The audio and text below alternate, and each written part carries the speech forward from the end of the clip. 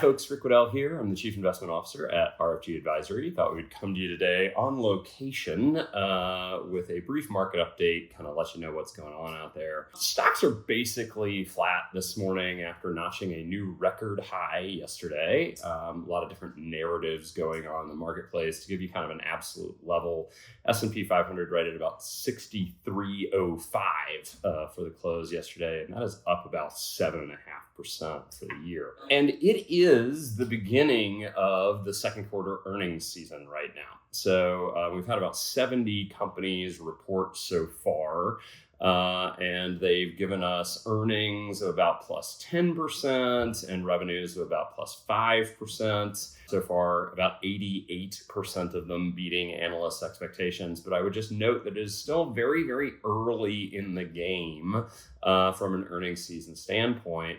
Particularly if you start to think about the market cap weightings of those companies that have reported, some of the smaller companies, we haven't really started the Magnificent Seven off.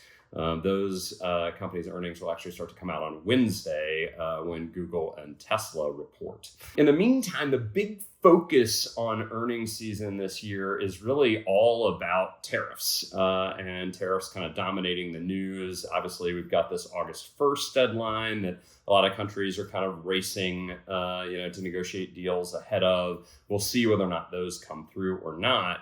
But the bigger question for most stock market analysts at this point is, how are these tariffs actually impacting the companies that comprise the S&P 500? There hasn't been a lot of price increases passed through to consumers, and currently the narrative and thought process is that companies themselves are somewhat unsure of what the tariff environment might look like. They don't exactly know where the tariffs will be, how high they will be, if they might go away, is there a loophole or a trade deal or something else like that. So companies in this environment may have just said, look, we're just going to eat some of the price increases here because we don't want to be jumping around and moving prices every 2 or 3 weeks as the tariff regime potentially changes. And so there's going to be a lot of focus on companies during this second quarter, a lot of questions for CEOs and CFOs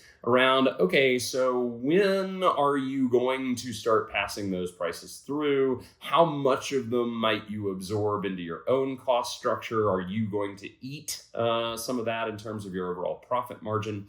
I would say that expectations going into the quarter for the S&P 500 are quite low because, once again, we do have tariffs in place. Effective tariff rate from the United States is up to about 11%. And we have not yet seen those prices passed on to consumers. So they've got to be going somewhere. And the thought process is right now is that we will see it in the net income margin of a lot of the companies within the S&P 500. Now, will we see it? We don't know.